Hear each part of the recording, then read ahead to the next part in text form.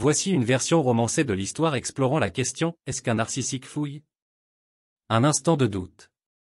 Le soleil couchant baignait la chambre d'Émilie dans une douce lueur dorée.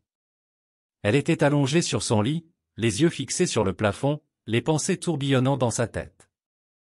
Son histoire d'amour avec Alex avait toujours été une épopée enivrante, mais récemment, un nuage sombre s'était glissé dans leur ciel. Elle se souvenait du jour où ils s'étaient rencontrés. Les étincelles avaient immédiatement jailli entre eux. Alex était un homme charismatique, au sourire ravageur et à la voix envoûtante. Il était son confident, son complice et son amoureux passionné. Cependant, ces derniers mois avaient été teintés d'une ombre inattendue. Des moments de silence prolongés, des questions intrusives et la sensation que sa vie privée était constamment sous surveillance l'avaient fait douter. La question qui la hantait était simple mais troublante, peut-on vraiment faire confiance à un narcissique ? La quête de la vérité.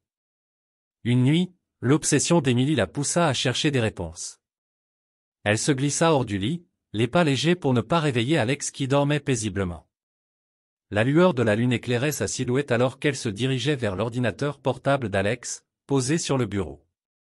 Ses doigts tremblants ouvrirent le couvercle, révélant un écran baigné de clarté bleutée.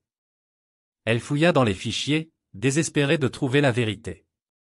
Et puis, elle le vit, un dossier mystérieux intitulé « Secret ». Son cœur battait la chamade alors qu'elle cliquait dessus. Ce qu'elle découvrit dans ce dossier la laissa sans voix. Des notes, des pensées, des bribes de conversation, des fragments intimes de sa vie personnelle. Tout était là, exposé comme une blessure béante. La question initiale, peut-on vraiment faire confiance à un narcissique, résonnait dans ses oreilles comme un cri silencieux.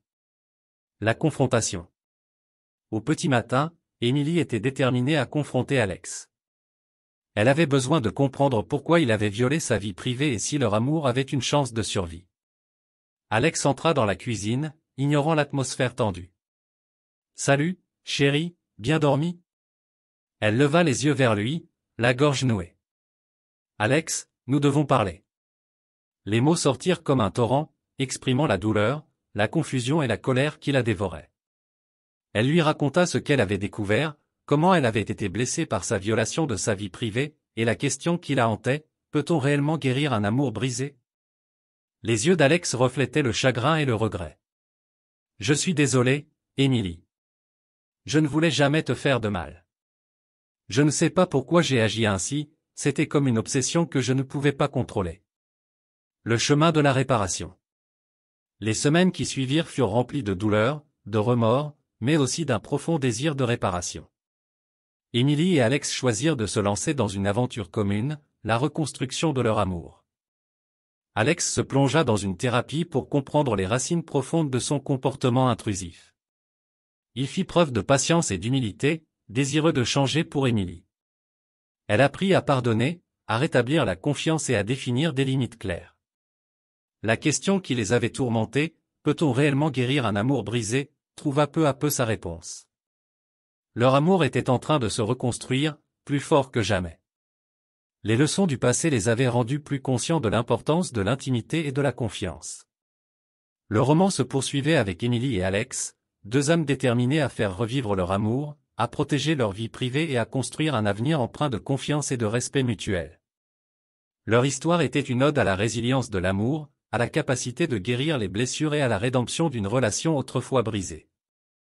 La renaissance de l'amour. Les mois passèrent, et Émilie et Alex travaillèrent sans relâche pour reconstruire les fondations de leur amour. Leur relation avait survécu à l'épreuve de la violation de la vie privée, mais le chemin vers la guérison n'était pas sans embûches. Alex persévéra dans sa quête de changement. Il plongea profondément dans les tréfonds de son narcissisme, cherchant à comprendre les racines de son comportement intrusif. Chaque séance de thérapie le rapprochait un peu plus de la rédemption, de la possibilité de devenir l'homme qu'Émilie avait toujours aimé. Émilie, de son côté, apprit à pardonner. Elle comprenait maintenant que l'amour n'était pas toujours parfait, que les gens faisaient des erreurs, mais que ce qui comptait vraiment, c'était la volonté de changer. Elle reconstruisit peu à peu sa confiance en Alex, gardant un œil vigilant sur sa vie privée, tout en lui offrant la chance de se racheter. Les moments partagés entre eux devinrent plus intenses et plus précieux. Ils découvrirent une nouvelle profondeur dans leur relation, un amour renforcé par l'adversité. La question initiale, peut-on réellement guérir un amour brisé, trouvait peu à peu sa réponse, car Emily et Alex se réinventaient l'un l'autre et s'épanouissaient dans leur amour rénové. La promesse de l'avenir.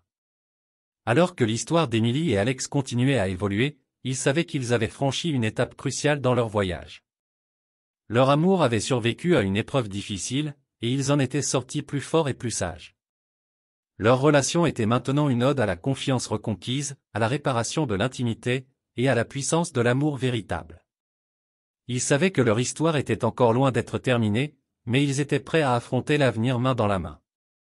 La question qui avait initié cette histoire, peut-on réellement guérir un amour brisé, trouvait sa réponse dans le lien indéfectible qui unissait Emily et Alex. Leur amour était une promesse de persévérance, de croissance personnelle et de la possibilité de réparer les blessures du passé.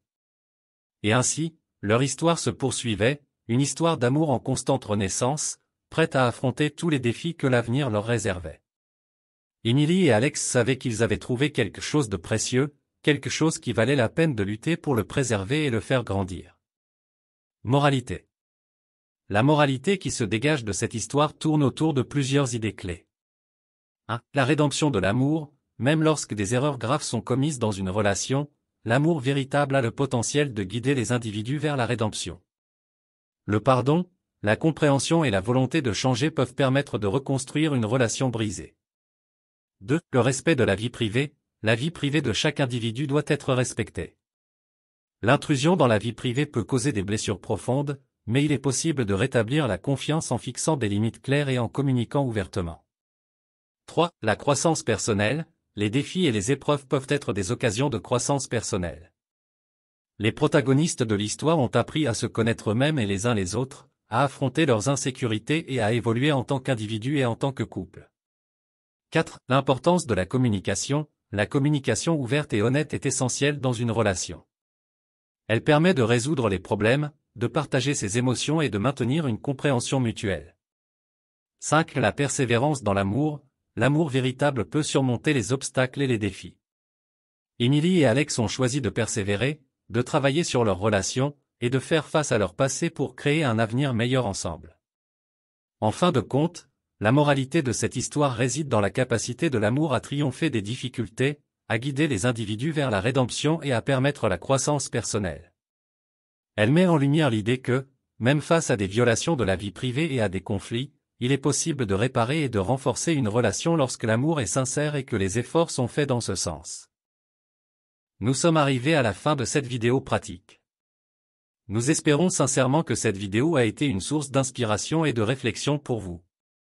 Si cette vidéo pratique vous a été utile, nous vous invitons à la partager avec vos proches, vos amis et vos collègues. Merci encore de nous avoir accordé votre temps et votre attention. Bien à vous.